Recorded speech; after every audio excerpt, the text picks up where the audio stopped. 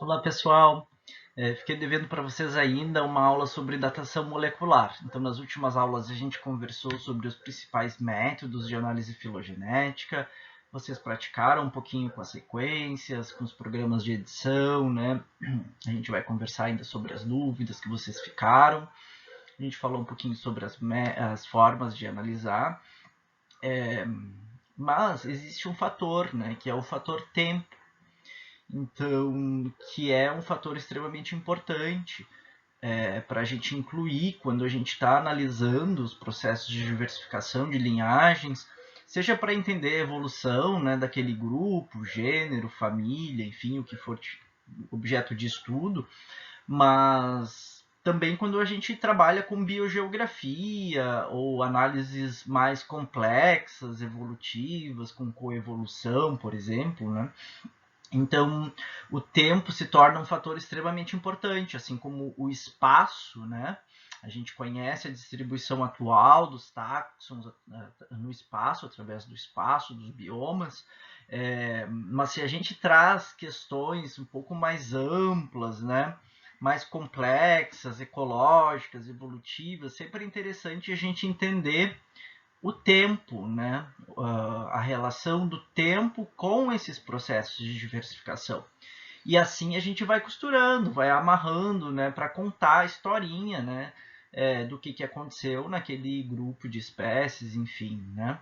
Então, as perguntas podem ser inúmeras, se houve um evento só de dispersão, se houve vários eventos para conquistar um determinado ambiente, quando isso ocorreu, se foi de uma vez só, se foram várias épocas, como que estava o clima nesse período, o que favoreceu, né, de a gente ter um evento de diversificação, por exemplo. Então, o tempo é muito importante porque aí a gente consegue estimar, então, né, o que estava acontecendo no planeta, como estava o clima, como estava a geologia, como estavam os continentes, as montanhas, enfim, e entender quais são os fatores externos, ecológicos, enfim, né, abióticos que estão interferindo na evolução dessas espécies e até mesmo para a gente conseguir estimar ou prever o comportamento dessas espécies num cenário provável, né, de mudanças climáticas no futuro.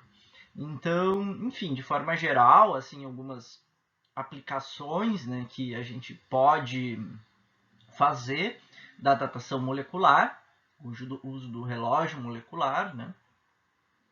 E eu vou falar um pouquinho para vocês, então, dos princípios, o que está por trás, como isso se relaciona com as análises filogenéticas que a gente viu até agora, quais programas eu recomendo para, né, praticar ou, enfim, implementar no futuro análises com datação molecular. Bom, então, né, a incorporação do tempo dentro de uma filogenia, né, principalmente se a gente está analisando mais de um organismo, eu vou dar um exemplo, vou usar aqui um exemplo da coevolução. Tá? Então, se a gente colocar um direcionamento inicial para esse primeiro quadro aqui, deixa eu ver se eu consigo apontar. Esse primeiro quadro, né, mostra para a gente duas filogenias, 1 e 2, onde a gente tem uma relação de congruência, né, direta entre a evolução desse táxon 1 e desse táxon 2, digamos assim, que seja um polinizador e uma espécie de planta, enfim, né? Então, essa congruência, né, é importante. A gente está falando aqui na topologia, em princípio, né? Mas a gente, sem incorporar o tempo, a gente não tem como saber se essa diversificação, por exemplo, de B e C, né, foi concomitante nos dois táxons ou não. E pode ser que quando eu incluo o tempo, né, aqui nesse quadro aqui da direita, a gente não tem uma coincidência, né, uma concordância temporal. A gente tem uma pseudocongruência. Por quê? A topologia dessa árvore, sem estimar o tempo de origem das linhagens, seria semelhante a esse primeiro exemplo, né? Então a gente tem a organização dos clados de forma semelhante no 3 e no 4. Mas a origem do 4 é muito mais recente, né? A diversificação de ABC aqui no 4 é muito mais recente. Bom, esse outro exemplo abaixo aqui mostra, então, dois clados que não são congruentes, nem em topologia, mas sim em tempo, né? Então, as explicações talvez seriam mais complexas, mas é legal quando a gente tem resultados difíceis, porque eles trazem mais coisas legais, né? Mais interessante para a gente apresentar e discutir no trabalho também. E aqui uma pseudo-incongruência, né? Onde provavelmente, né, a partir dessa coincidência no tempo, não na topologia, né? Opa, peraí, o que é aqui? Aqui, incongruência total, onde a gente tinha coincidência do tempo, mas não das linhagens. E essa daqui a gente não tem nem congruência dos clados, né? E nem de tempo. Então aqui está citado como pseudo-incongruência, né? Porque são clados que se diversificaram, né, de formas diferentes, mas as áreas, as relações entre os táxons, se foi evento de coevolução, pode, né, ter alguma relação. E aí, claro, teria que interpretar, né, toda a morfologia, a ecologia de cada um dos táxons dos dois clados para se ter uma clareza maior. Mas isso aqui é para vocês verem como é complexo, então, né? Então a gente deixa de analisar só a organização dos clados, a relação entre os táxons e passa, então, também a considerar o tempo, né, como mais um fator aí, né, trazendo mais complexidade e mais definição para os nossos resultados. Bom, essa árvore aqui é uma das primeiras árvores lá do Darwin, né, que ele rascunhou na origem das espécies, né, e Darwin já via, né, que qualquer padrão de relacionamento entre espécies que a gente queira representar, ele só é natural, né, se ele for uma representação genealógica. Então aqui ele mostra, né, um ancestral em comum, né, que para todo clado, mostra ramificações de linhagens que existiram no passado e se extinguiram, não chegaram até o tempo atual, né, como essas três espécies aqui representadas, que seriam, né, então, os representantes atuais, vivos ainda, dessa grande linhagem.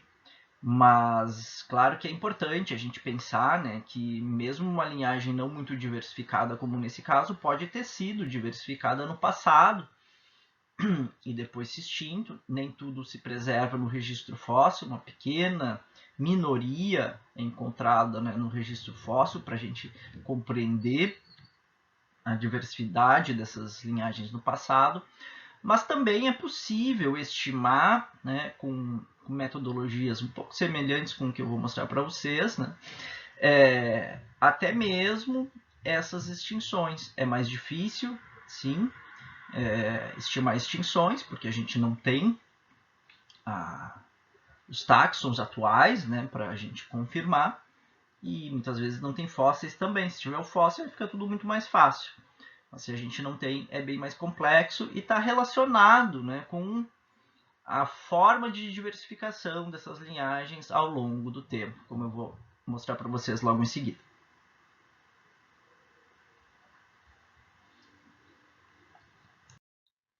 Bom, a gente falou até agora sempre, né, sobre evolução de linhagens, e a gente estava sempre discutindo um gênero, né, ou mesmo a diversificação de espécies, que a gente conversou bastante no início da disciplina e que no fim é a base para tudo, né? Em algum momento duas espécies muito próximas vão divergir e vão formar linhagens, né, bastante divergentes. Mas se a gente, né, analisa a filogenia de uma espécie, né, de um gênero, enfim, uma família, a gente está analisando a evolução daquela linhagem, né? A gente não consegue extrapolar para um bioma inteiro, enfim, entender como surgiram as florestas tropicais, por exemplo, se eu estiver analisando só leguminosa. Mas, claro, se eu estiver analisando as leguminosas, que são, né, digamos, a família de árvores que tem maior número de espécies no Brasil, vai nos trazer evidências, ou pelo menos hipóteses, sobre a diversificação das florestas, né? Então, da mesma forma, se eu analisar vários táxons, ou se eu analisar a evolução de várias linhagens independentes, diferentes famílias, enfim, né, e traçar um paralelo, eu consigo também estimar ou elaborar hipóteses sobre a diversificação das paisagens, dos ecossistemas. E aí isso vai para outra linha de pesquisa, né, que é macroevolução, evolução da paisagem. Sim, aqui faltou eu clicar antes, que era o complemento da imagem, né? Então, na esquerda a gente falando sobre ecossistemas e aqui na direita mostrando uma filogenia comum das leguminosas, uma filogenia antiga, ainda de 2005, mas que retrata, né, nada mais do que a própria evolução das leguminosas. Bom, a gente já conversou bastante sobre mecanismos de diferenciação, né? Quase metade do nosso curso foi isso. Então a gente conversou sobre diversidade genética, sobre isolamento, sobre, né, a manutenção dessa diversidade ou mesmo, né, a diferenciação de linhagens que por algum motivo se separaram. E tudo isso, claro, está fundamentado nas teorias de Darwin, na seleção natural, na existência de variabilidade e que proporciona, né, maior sucesso para aqueles descendentes. Bom, então isso, claro, vai estar diretamente relacionado com os alelos, com o DNA presente nessas espécies, que vai responder né, ao meio, às competições do meio.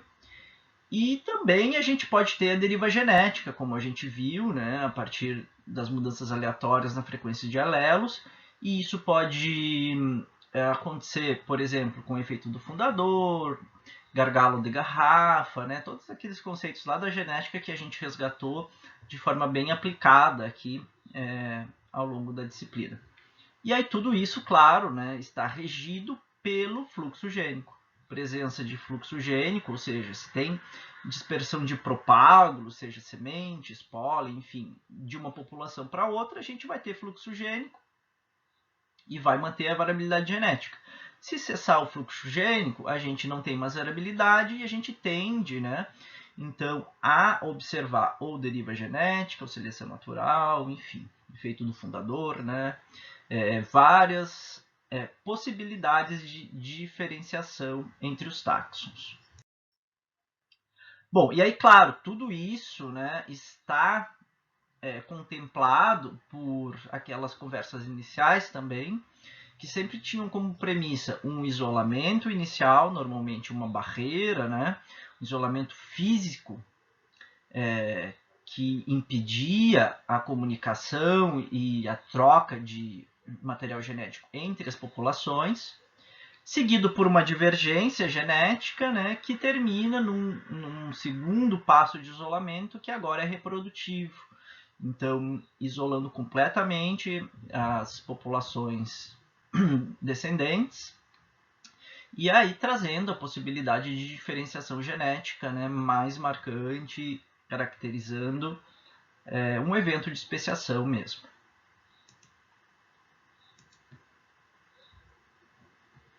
Bom, então a adaptação ou deriva, né, vai alterar essa frequência dos alelos, dos genótipos, e a gente pode ter o desenvolvimento de novos genótipos estáveis.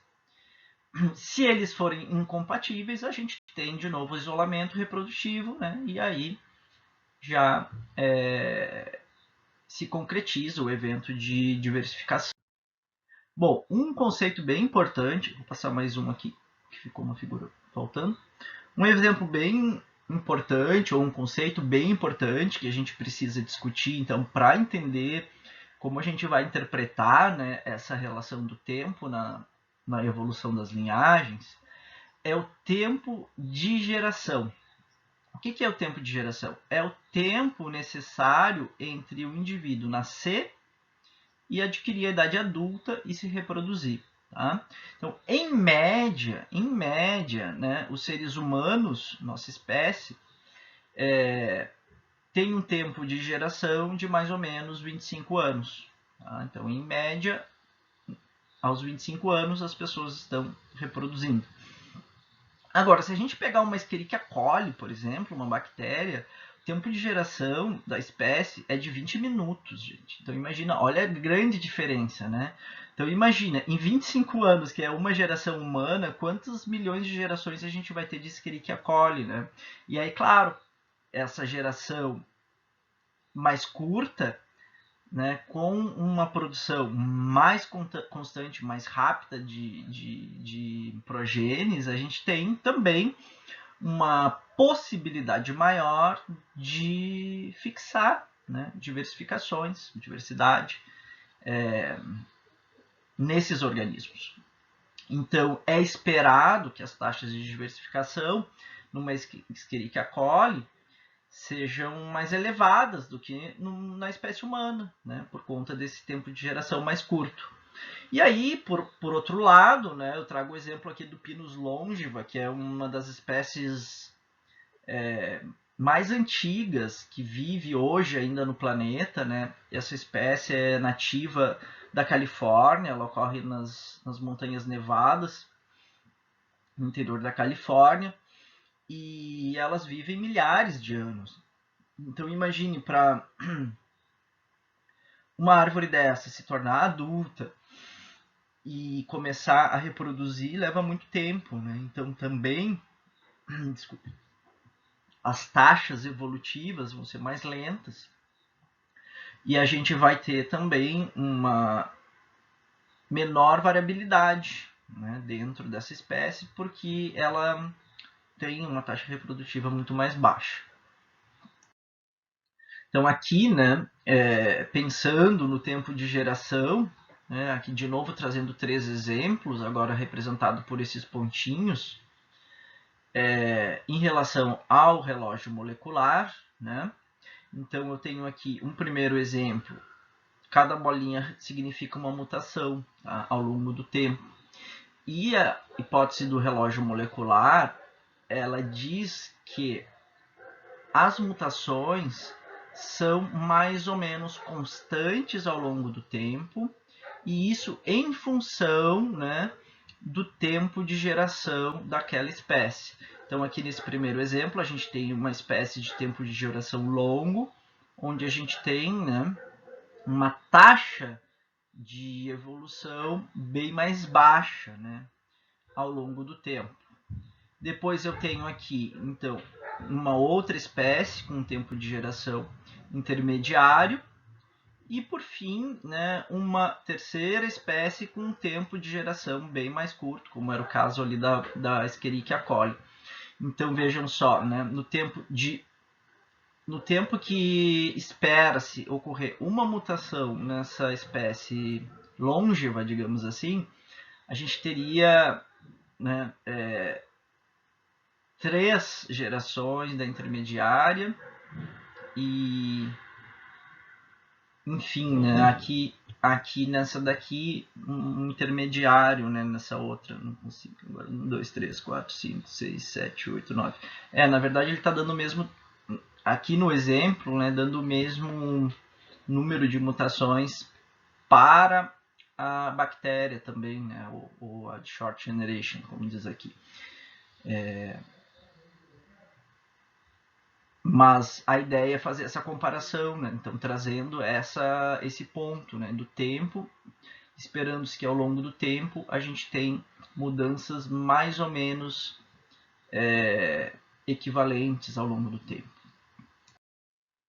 Bom, claro que isso vai depender muito, né, do que eu estou analisando, porque cada região do DNA, seja um gene, uma proteína, um RNA, enfim, um espaçador, vai ter taxa de evolução, né, distinta, dependendo da função que tem, né? Quanto mais importante é a função, mais vital a função para aquele organismo, mais conservada vai ser a região, como a gente já conversou antes, né? Então, o DNA ele é formado por exons, que são transcritos em RNA, né, para formar os RNAs mensageiros, que vão, por sua vez, formar as proteínas, e os introns, que são as regiões, né, espaçadoras, que estão mais livres, né, de pressão de seleção e acumulam diversificações de forma mais rápida. Então, vai depender da região que eu estou analisando, da espécie que eu estou analisando, né? Então, são várias as possibilidades ali, né, de resultados, dependendo do organismo, dependendo do que eu estou analisando, né? De qual parte do DNA, enfim. E claro, né, também o DNA que na célula vegetal ele pode vir do núcleo, pode vir do cloroplasto ou pode vir da mitocôndria. Então também a gente vai ter respostas diferentes, né? Dependendo da região da célula que a gente está analisando, do DNA que a gente está analisando. Bom, aí então lá por 62, 65, vejam só, é antigo, né? Então esses artigos saíram nessa época, então não é uma coisa tão nova assim. Então, esses pesquisadores estavam analisando taxas evolutivas de proteína. Foi assim que eles elaboraram, então, essa hipótese do relógio molecular que diz o seguinte: a distância genética de duas sequências codificantes para a mesma proteína, isoladas de diferentes espécies, aumentam linearmente com o tempo de divergência das espécies. Vamos traduzir isso daí, vamos ver. Logo eu mostro para vocês uma figura. Eu achei que era esse slide e me confundi, tá? Então, fiquem com enfim, a hipótese na cabeça e aí logo eu retorno para explicar com mais calma para vocês. Mas aqui continua a mesma explicação, tá? É para a gente entender o que levou a essa concepção do Kimura, enfim, dos pesquisadores que estavam estudando. Mas eles notaram, né, um detalhe muito importante. E com isso eles elaboraram o Kimura, né, 68, a teoria neutra da evolução. Tá? Coloquei até uma fotinho do Darwin aqui, porque a teoria neutra contradiz um pouco, né, do que o Darwin falou. Claro que ele não coloca em xeque as teorias de Darwin, mas sim, ele traz algumas novidades, alguns complementos que são bem importantes para a gente pensar, né, na evolução. Porque para o Darwin tudo era seleção natural, né? Tudo estava baseado na seleção natural. Então precisa haver competição, seja da espécie com outras espécies, né? Com o meio, com as características abióticas, enfim, né? O que tiver pressionando, o que tiver fazendo pressão de seleção é o que vai gerar, né, a evolução. Só que a teoria neutra fala, né, da deriva genética, fala da frequência de alelos nas populações, né, e que isso pode ser afetado de forma aleatória, não necessariamente, né, a partir da seleção natural. Então, ela é uma teoria que contrapõe, de certa forma, a teoria da seleção natural do Darwin, né? E, bom, a partir, né, de um elevado nível de diversidade genética, de polimorfismo nessas populações naturais, a gente sabe que existe isso, né? Então, eles trazem nessa teoria de que os organismos poderiam se diferenciar e diversificar, sim, independente das pressões de seleção, simplesmente por conta, né, da frequência de alelos e das mudanças aleatórias dessas frequências de alelos numa determinada população. E aí, né, na verdade, apesar de ser um certo contraponto com o darwinismo, o neutralismo ele traz também, né,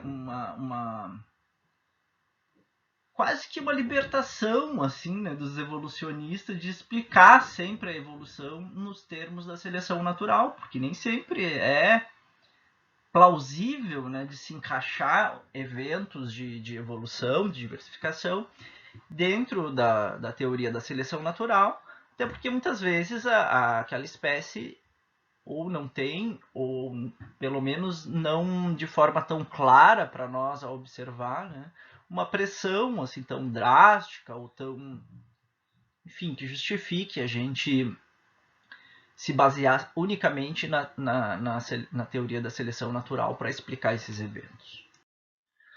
E aí, esse artigo aqui, ele saiu em 2009, eu estava no doutorado nessa época, então aquele auge assim de ler artigo, e aí eu encontrei esse artigo da Nature, assim, e pá, fiquei apaixonado. Eu sugiro que vocês busquem esse artigo e leiam depois. Então aqui nesse artigo, eles usaram um modelo matemático, tá? Não eram organismos vivos, mas eles criaram, através de inteligência artificial,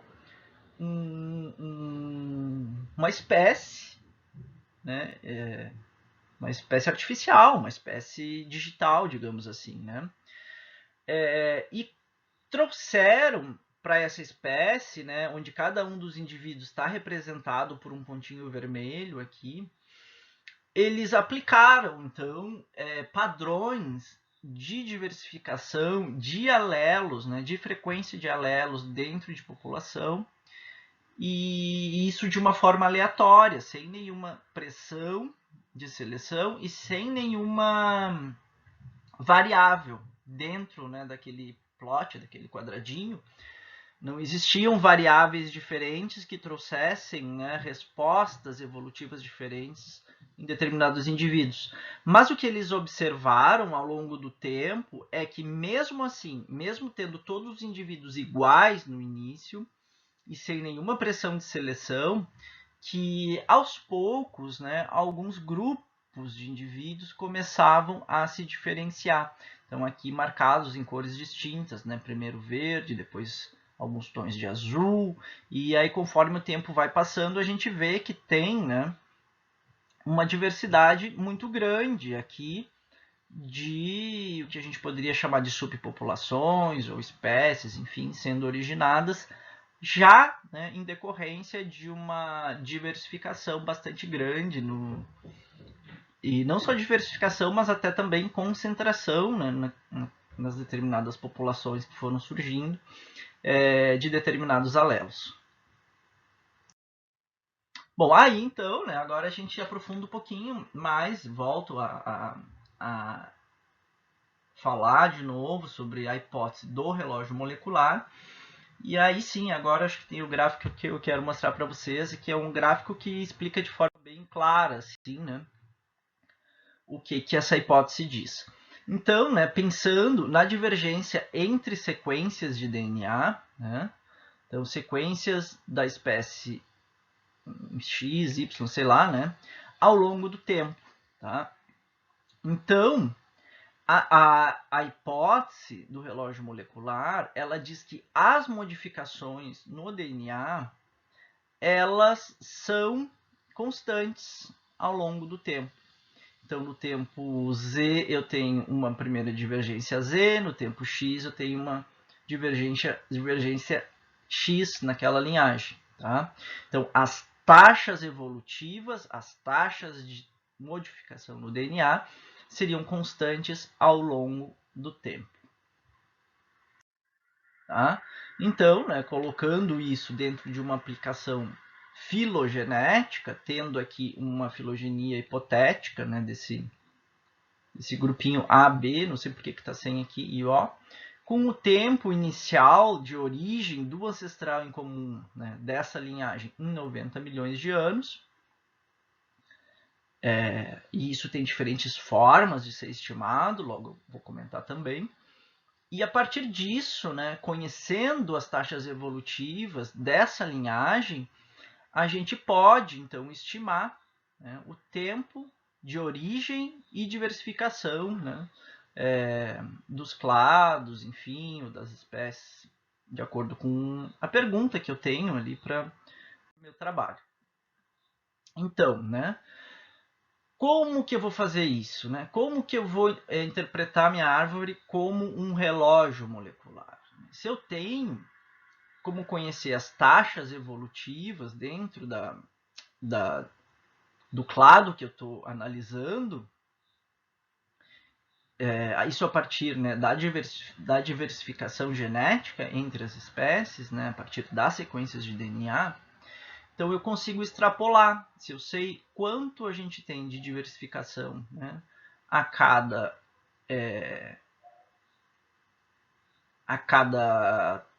como é que eu vou dizer? A cada geração, né? Era a base de tudo, né? Quanto eu tenho de modificação a cada geração num tempo X, eu consigo estimar, extrapolar, né, esse tempo para todos os clados, todas as espécies dentro da minha filogenia, né? Então, simplesmente inferindo através desse tempo de geração, do tempo das taxas evolutivas, né, seria a principal fonte de informação, para estimar, então, né, que a divergência entre A e B se deu a 22,5 milhões de anos, né, com base no conhecimento prévio do meu ancestral em comum, que tinha 90 milhões de anos.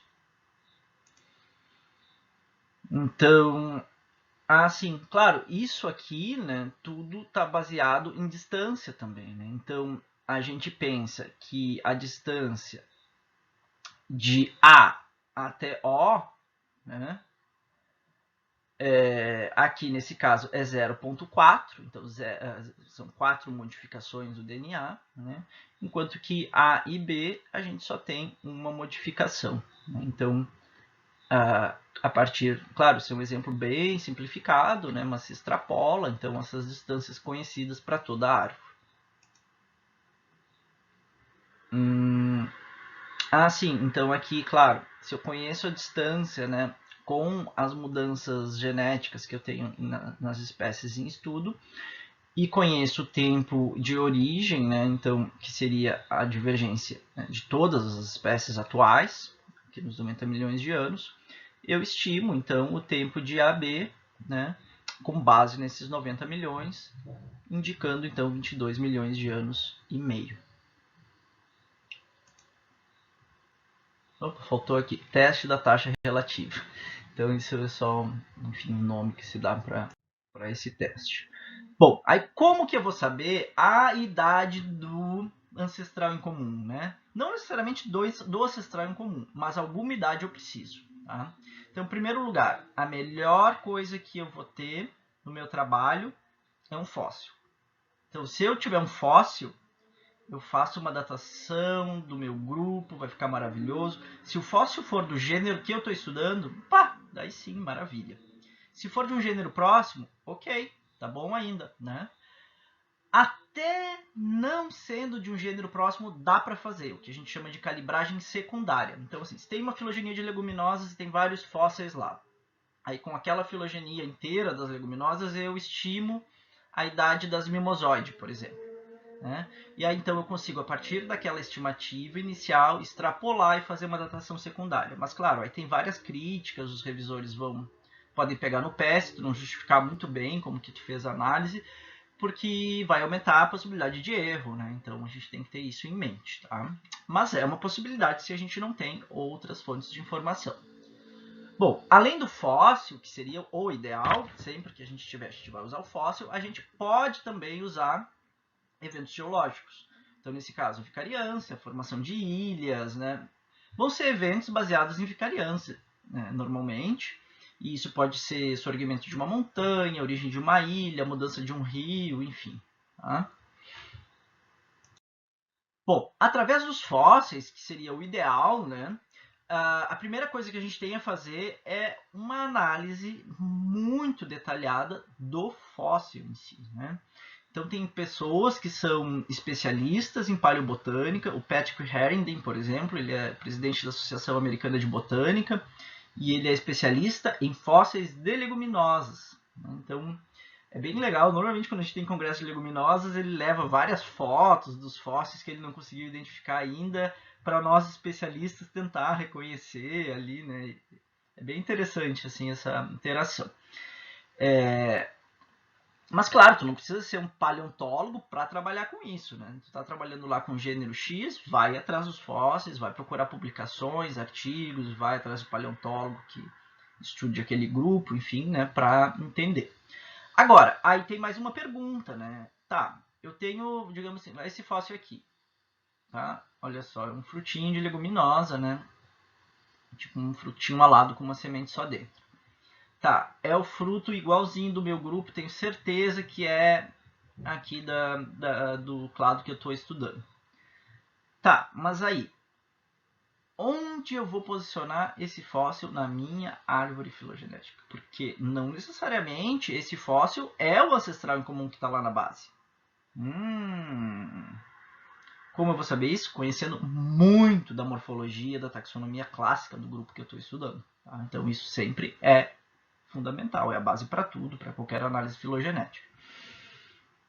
Com base na morfologia do grupo atual, eu vou observar a morfologia do fóssil e vou estimar, né? Não, esse fóssil aqui, ele tem as características, né, que estão presentes em todas as espécies atuais. Então, ele é certamente um ancestral em comum.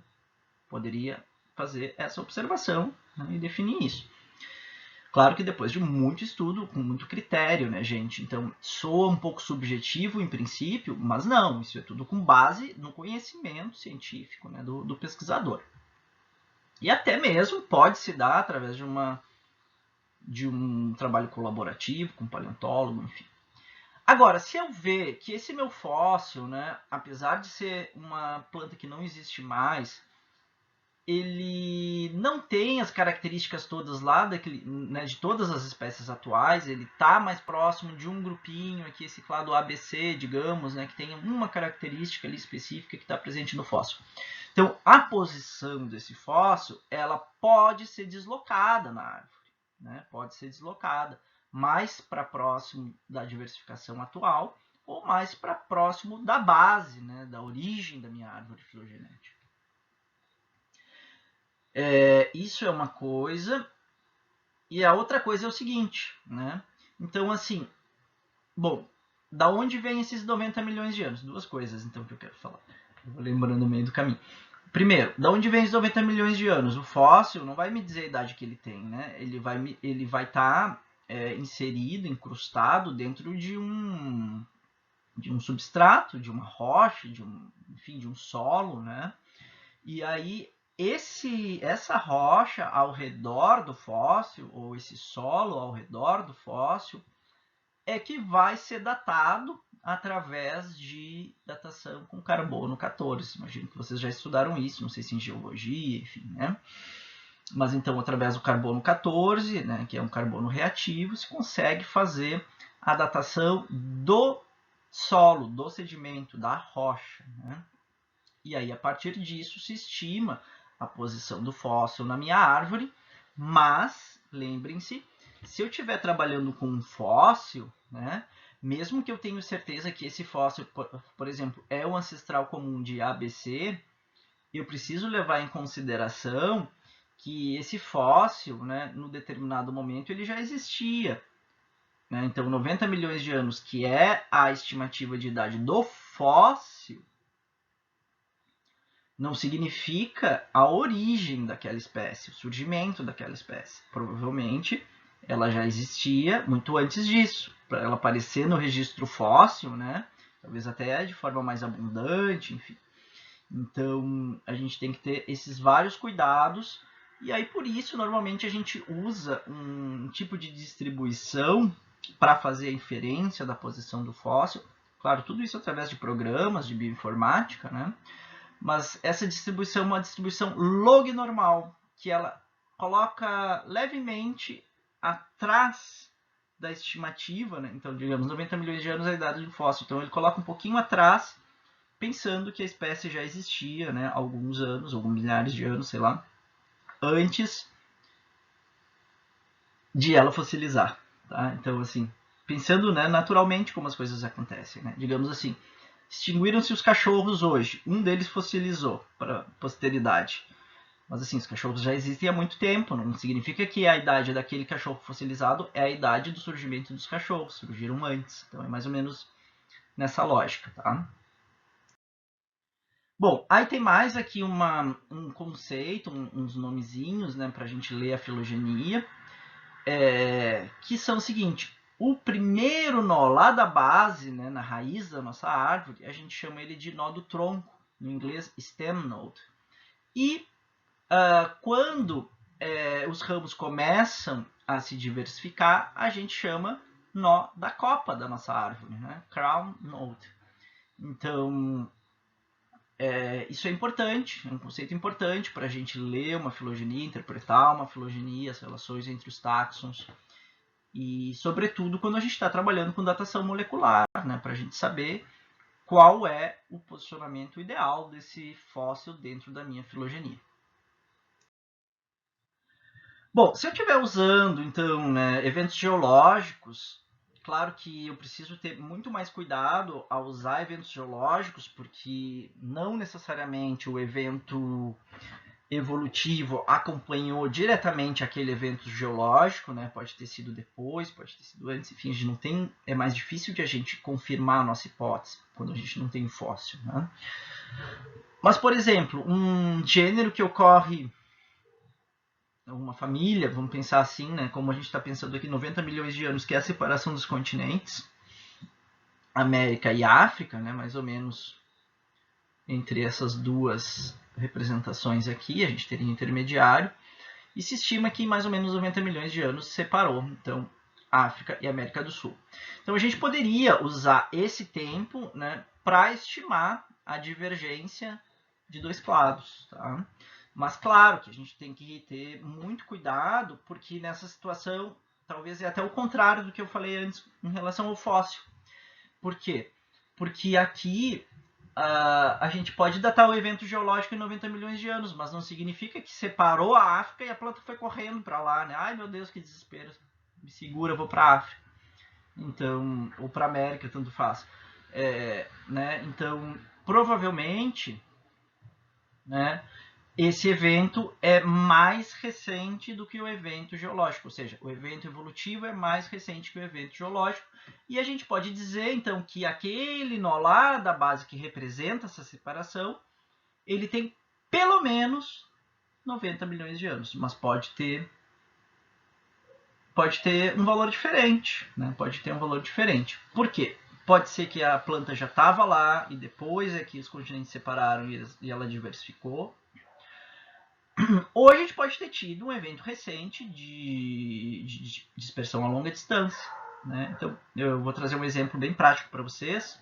Não sei se vocês já ouviram falar disso, mas os cactos, né, eles são essencialmente neotropicais. E existe uma espécie de cactos, não sei se é Rhipsalis ou se é um gênero próximo de Rhipsalis, que ocorre na África. Então, inicialmente, a gente poderia trazer essa hipótese, né, de diversificação através de vicariância pelo movimento dos continentes. Mas quando a gente coloca isso dentro de um relógio molecular, a gente vê que essa dispersão desse cactus para a África é muito mais recente, né, do que isso. Então a gente comprova, a gente nega a nossa hipótese, né, de que a origem dessa disjunção seria através da vicariância, né, pela separação dos continentes, e traz uma nova hipótese de dispersão a longa distância. Então, se é tão recente a ocupação, né, da África por essa espécie de cactos, então provavelmente ela migrou de alguma forma para lá e depois se estabeleceu, né, bem mais recente, não teria nada a ver com o evento geológico em si. E aí o exemplo também de uma ilha, né, por exemplo. Então, digamos que a gente tem aqui A, B, C e O de novo. Não sei por que sempre faltam essas duas. Enquanto que B, C e O estão no continente, a espécie A vive numa ilha, é a única espécie desse grupo lá na ilha. E a gente sabe que essa ilha tem 2 milhões de anos, né? Agora, eu posso colocar esse ponto aqui, né? Então, usando a idade da ilha, né, para a separação de A e B, já que B continua, né, vivendo no continente. Mas, da mesma forma, eu não tenho como saber, né? Pode ser que existia A e B, depois A migrou para a ilha, então é uma idade máxima que eu consigo estimar, né? Máxima. Mas também é contraditória, né? Porque pode ser que a ilha surgiu, mas ela era completamente árida, estéril, né? Só com lava vulcânica por muito tempo. A depois de sei lá quanto tempo se tornou propícia para a chegada né, da espécie, pode ter vicariado antes ou depois, enfim. Então a gente não sabe. Não tem como voltar no tempo, né? Então a gente cria hipóteses em cima das evidências mais concretas que a gente tem. E os resultados das análises filogenéticas ou evolutivas, mesmo com tempo de diversificação, são hipóteses evolutivas, né? Hipóteses evolutivas são os principais resultados, né, das análises filogenéticas. E elas são representadas através das árvores. Então, a árvore representa uma hipótese evolutiva. Riscos, né, problemas em relação a datar a partir de eventos geológicos é exatamente, né, isso que eu vinha falando para vocês. Então, eu coloquei aqui uma imagem de várias espécies, né, que diferentes famílias, na verdade, até que têm respostas evolutivas muito semelhantes, por exemplo, para a dispersão pelo vento. A gente sabe que tem muitas espécies que dispersam pelo vento, muitas famílias, né, que dispersam pelo vento. Então, a gente nunca pode descartar a possibilidade de dispersão a longa distância. E aí, claro, existem também programas de bioinformática específicos para testar a tua filogenia e te responder se existe maior probabilidade de divergência entre as linhagens por vicariância ou dispersão, né? Então, existem testes biogeográficos que a gente consegue fazer com os nossos dados. Bom, o princípio do relógio molecular, ele fala em taxas constantes, como eu falei para vocês antes, né? Então, a diversificação seria constante ao longo do tempo.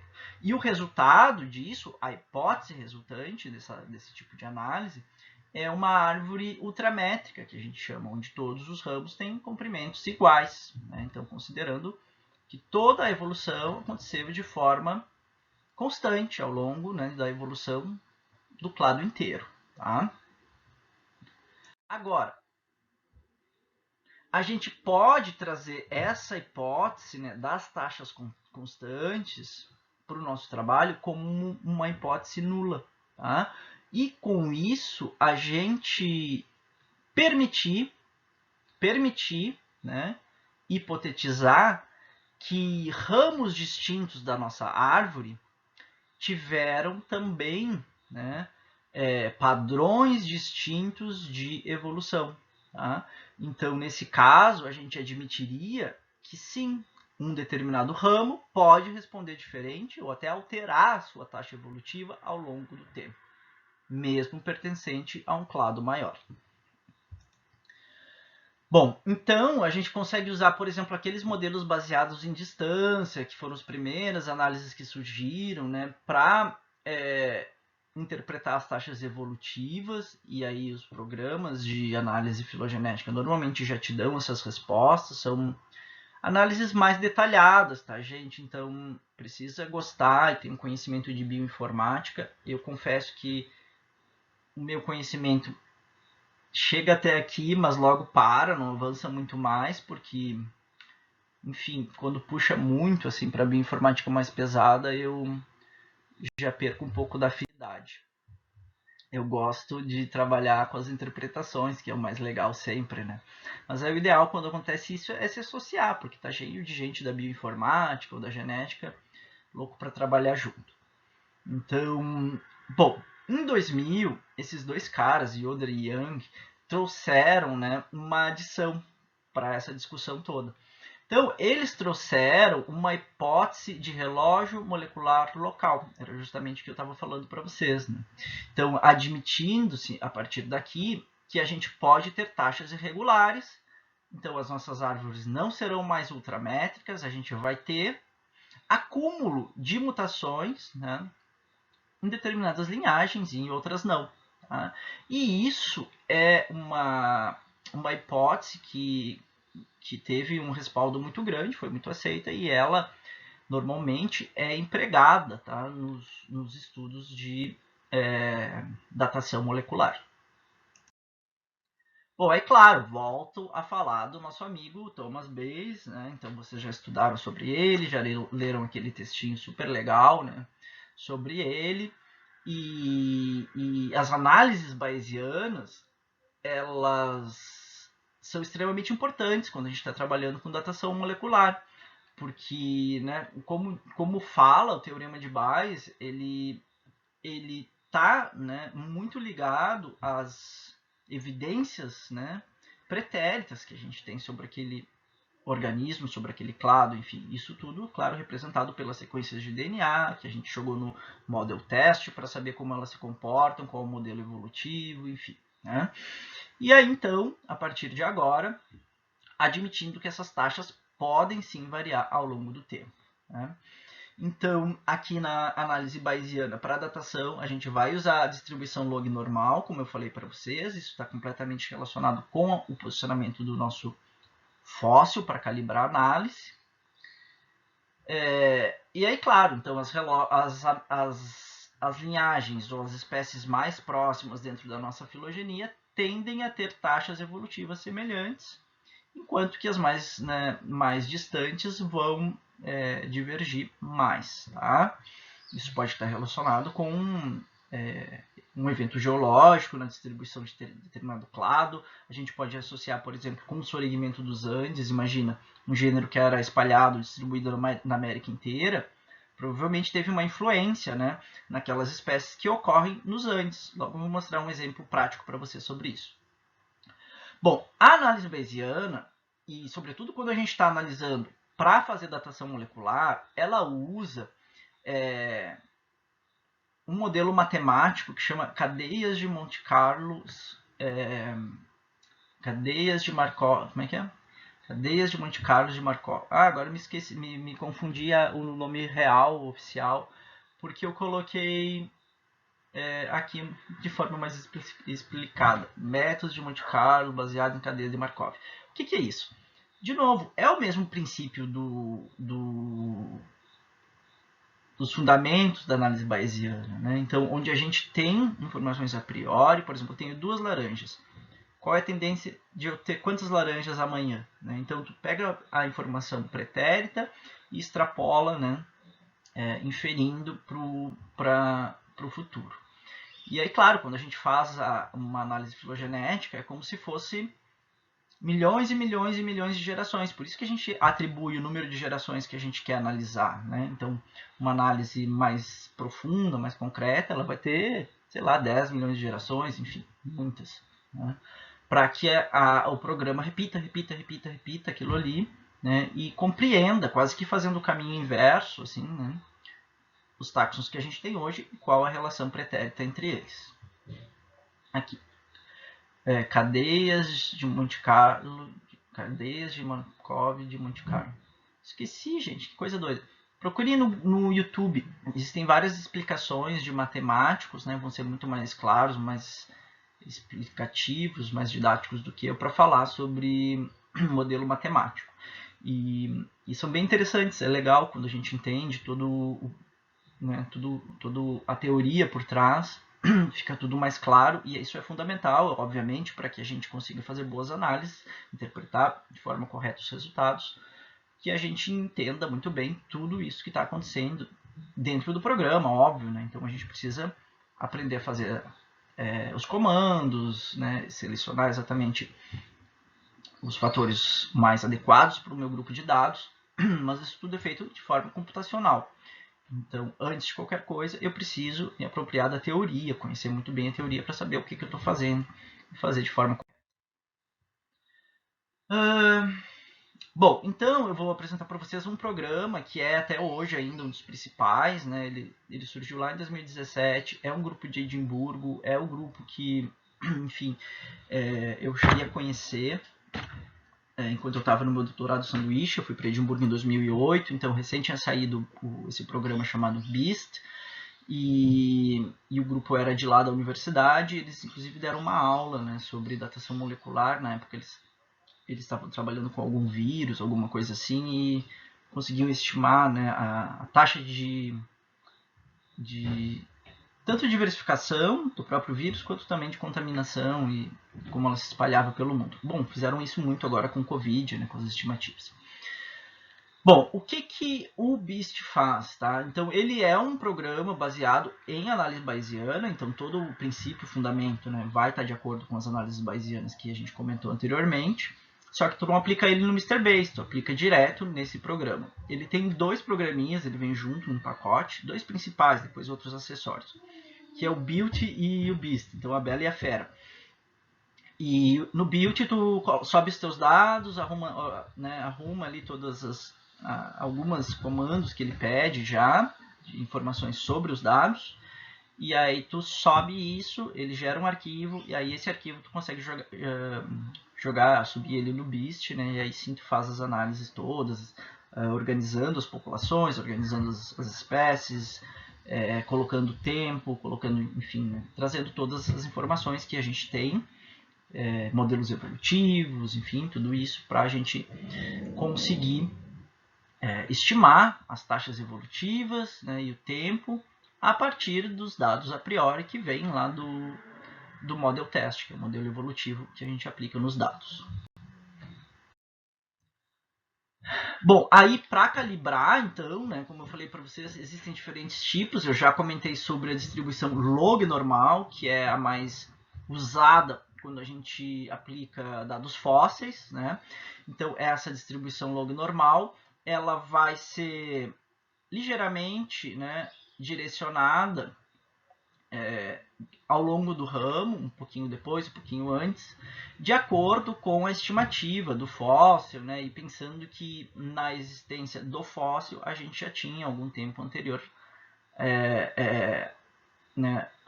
aquela linhagem, enfim, né, ou mesmo se o fóssil estiver mais à frente, né, que não necessariamente o nó, né, do ancestral tinha aquelas características, mas pode ser mais relacionado com um dos ramos.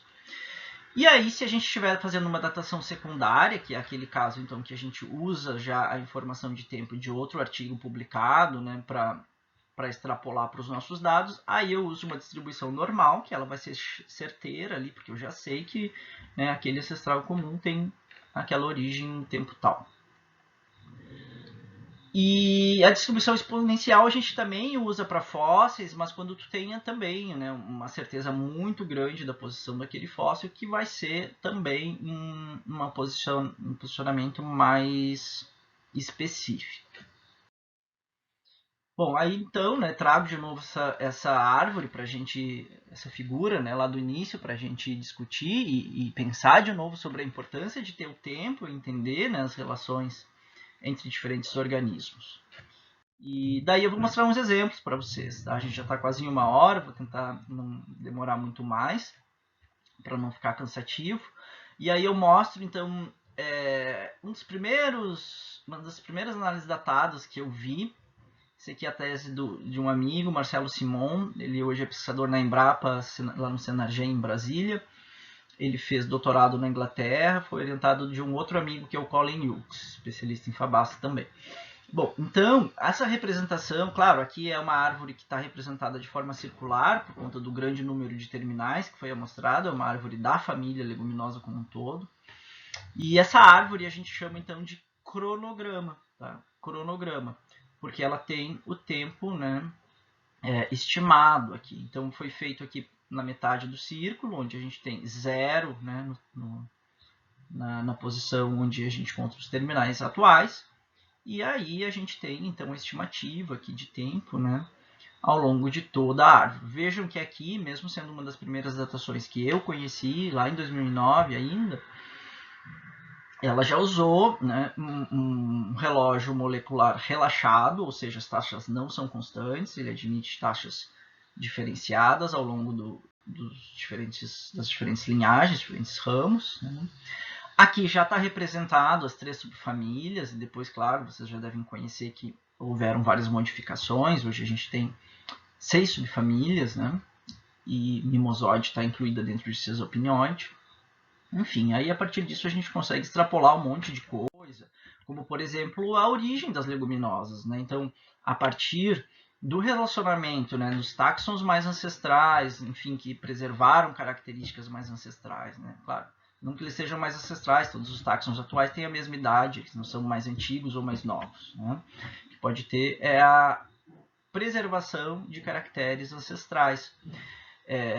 E pensando nessas primeiras linhagens que surgiram, digamos assim, né, que preservam ainda essas características, elas estavam, sobretudo, né, distribuídas ao redor do Mediterrâneo, regiões mais secas, e depois, então, as leguminosas foram, né, se expandindo, se diversificando e ocupam hoje quase que o planeta inteiro.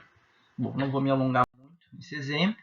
O segundo exemplo que eu trago é do trabalho do Marcelo Simon de novo. A tese dele era sobre o gênero Mimosa, não era a leguminosa como um todo, né? Mas o legal é que ele elaborou a primeira filogenia para o gênero Mimosa, usando também marcadores moleculares.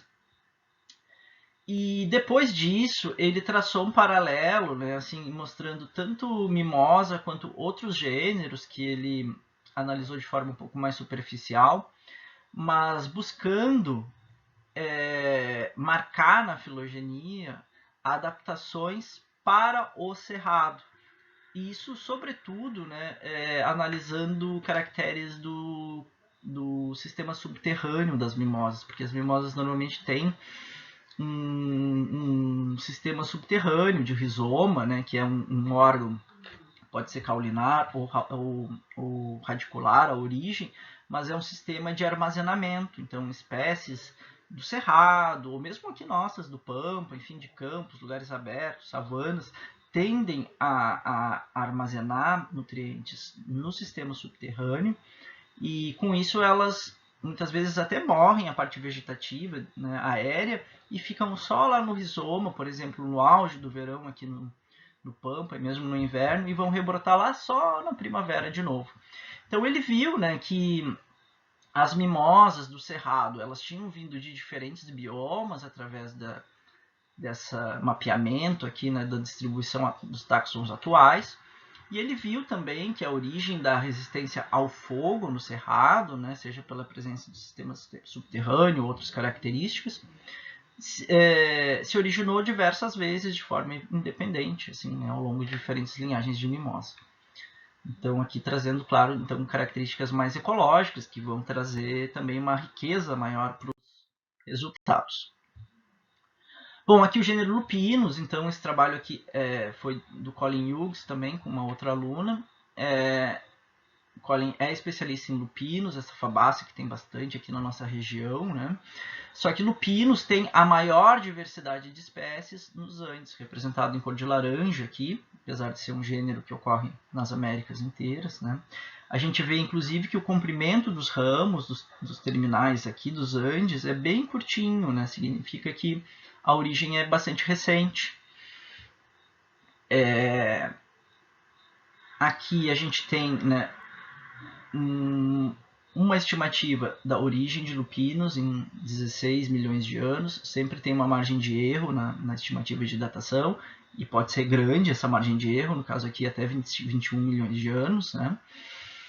E nesse recorte aqui abaixo eu coloquei, né, as espécies de lupinos que ocorrem aqui na nossa região, tá? Então no leste da América do Sul, aqui em quadradinhos azuis, mas que também nesse clado estão contempladas algumas espécies da América do Norte.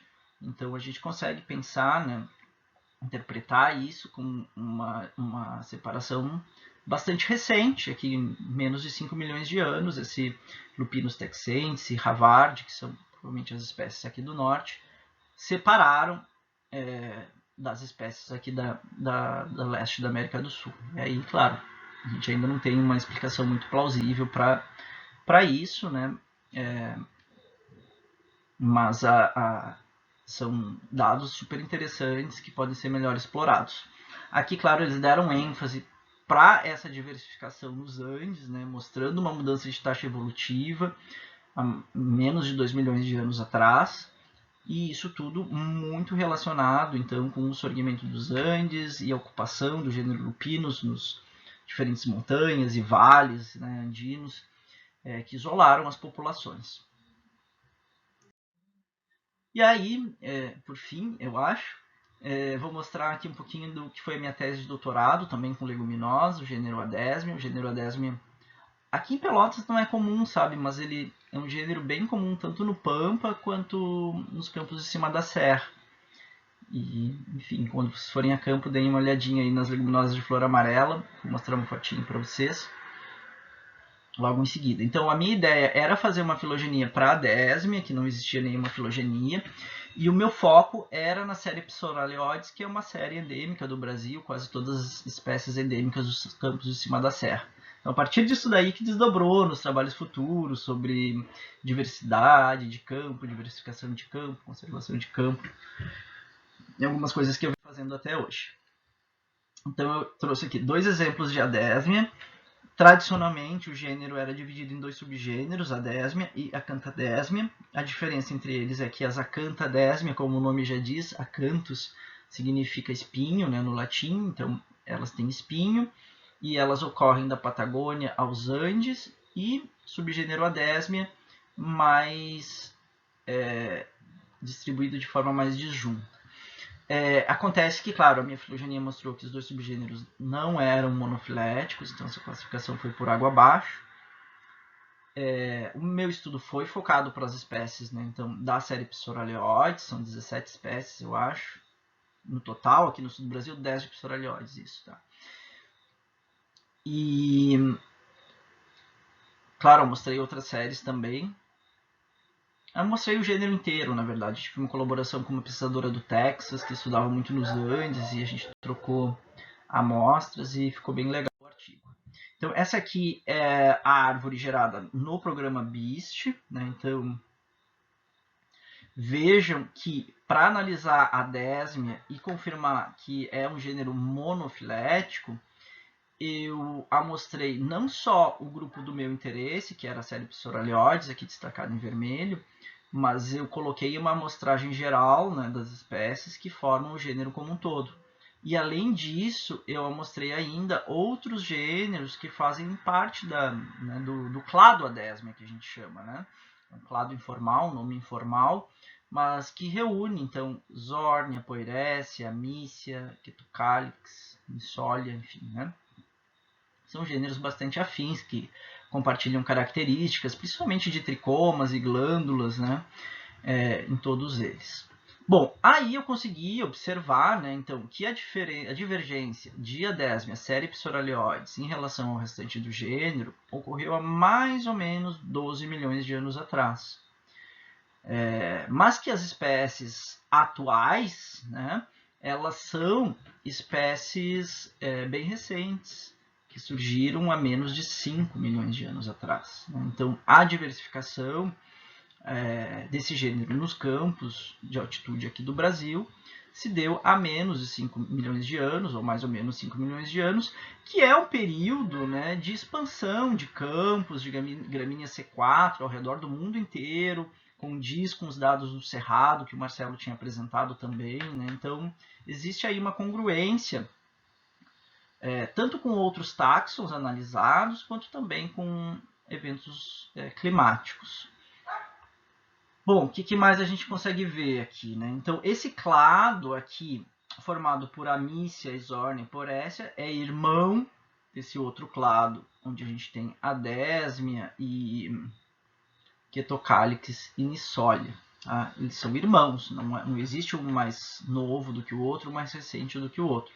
Que a gente pode falar em termos, né, de tempo, enfim, é que, por exemplo, deixa eu ver aqui, ó, esse outro clado aqui, né, que é irmão das Psoralioides, aqui são as bicolores que ocorrem no Pampa, ele é relativamente, né, a divergência, a diversificação das espécies é relativamente mais antiga, mas a origem do clado é a mesma, eles são irmãos, não pode dizer que um é mais antigo que o outro, eles são irmãos, tá? Bom, aí, claro que para publicar a gente tira aquela filogenia e refaz as imagens, enfim, programas de edição de imagem, Photoshop, Corel, enfim, né? Esse aqui foi o artigo publicado, Botanical Journal. Não, foi na South African Journal of Botany, porque era uma edição especial de leguminosas. Então eu pintei aqui, né, os terminais, né, os clados, enfim, ou mesmo grados. Isso aqui não é um clado, a gente tem, né, em azul duas origens para esse grupo, em verde também diferentes origens, né? O que é monofilético mesmo é a série Psoralioides, várias das outras séries não são. Mas então, correspondendo aqui em vermelho a região de distribuição, em azul uma distribuição intermediária, e em verde, né, as linhagens mais antigas do gênero, que estão nos Andes. Com isso, eu supus que o gênero teve uma origem nos Andes, diversificou, né, se espalhando, se expandindo pelas zonas mais baixas aqui do sul da América do Sul, na Patagônia, principalmente, onde o gênero ainda é muito diversificado, e por último alcançou as regiões mais altas aqui do sul do Brasil, que tem também uma temperatura mais fria, e que condiz com o restante da distribuição do gênero, mas ele não chegou a se espalhar mais ao norte. Bom, além disso, eu coloquei essa tarja aqui em cinza, né, para pontuar essa diversificação entre a série bicolores em azul e a série Psoralioides em vermelho. Por quê? Porque mais ou menos há 12 milhões de anos atrás é quando surgiu o Mar Paranaense. Lembra que a gente falou sobre ele? Aquela entrada aqui, né, que a gente tem ainda aqui o Bacia do Prata representando isso, mas era um braço de mar que algumas hipóteses chegam a dizer que chegava lá na Amazônia e separava aqui todo, né? Então, possivelmente, a divergência desses grupos se deu também como um evento de vicariância, separando essas linhagens mais ao leste, ficaram ilhadas provavelmente, daquelas lá dos Andes, e após esses eventos de transgressão marinha, se deu novamente a ocupação dessa área intermediária pela série de colores. E aí depois eu mostrei ainda aqui, né, um filograma, que a gente chama, que é a árvore que mostra os comprimentos dos ramos, para a gente também ter uma ideia melhor, né, do acúmulo de mutações nas diferentes linhagens. Por fim, né, eu esbocei assim, uma comparação de Adésmia com outros gêneros, aqui no caso lupinos e mimosa, né, observando essas taxas, esses tempos, aliás, de diversificação semelhantes, não exatamente congruentes, mas que trazem, né, uma história evolutiva que provavelmente tem alguma sobreposição, né? Provavelmente, então aqui o clima mais quente, mais seco e né, o avanço desses ambientes mais áridos, mais abertos, campestres, savanoides, né, propiciando a diversificação dessas linhagens que são estritamente campestres e cerrado, enfim. No caso de mimosa, lupinos vão até o cerrado.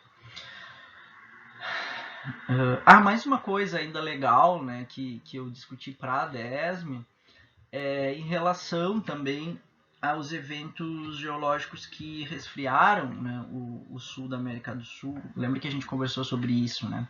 Então, condiz também com esse período, onde a gente provavelmente teve uma grande evento de migração, né, de grandes mamíferos em direção ao norte, procurando lugares mais quentes, com mais comida, mas eles vinham se alimentando no caminho, provavelmente trouxeram propágulos, né, ou grudados neles, como várias dessas espécies, mimosa, Désmia também, né, tem estruturas nos frutos para grudar no agente dispersor, ou mesmo através das fezes, enfim, porque as sementes são muito resistentes.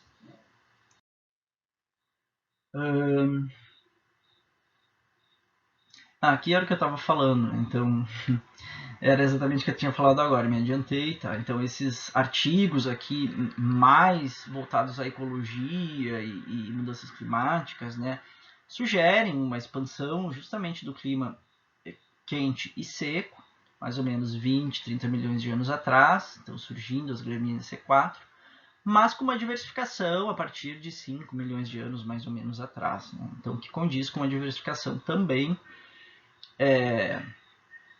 de outras espécies de linhagens campestres. Bom, então, concluindo, né, a habilidade para deduzir o tempo decorrido desde que dois organismos divergiram, baseado no número de diferenças genéticas entre as sequências, certamente revolucionou a biologia. Né? Então, hoje a gente não consegue fazer mais estimativas, né, ou traçar hipóteses robustas sem ter o tempo de divergência entre as linhagens. Vários modelos estatísticos e técnicas podem ser usados, têm sido usados. O BIST é ainda um dos programas, né, de bioinformática mais usados para isso. Mas se vocês tiverem interesse, vão atrás, busquem, né, aprendam, sejam autodidatas, porque isso muda o tempo inteiro. O que eu usei no meu doutorado já vai se tornando obsoleto, apesar de ser usado ainda e ainda estar presente nas publicações. Quando a gente quer se dedicar a trabalhar bastante com sistemática molecular, com biogeografia histórica, enfim, a gente precisa uma dedicação muito grande também, né, e bastante autodidata para entender todos os fundamentos de forma clara e aplicar de forma correta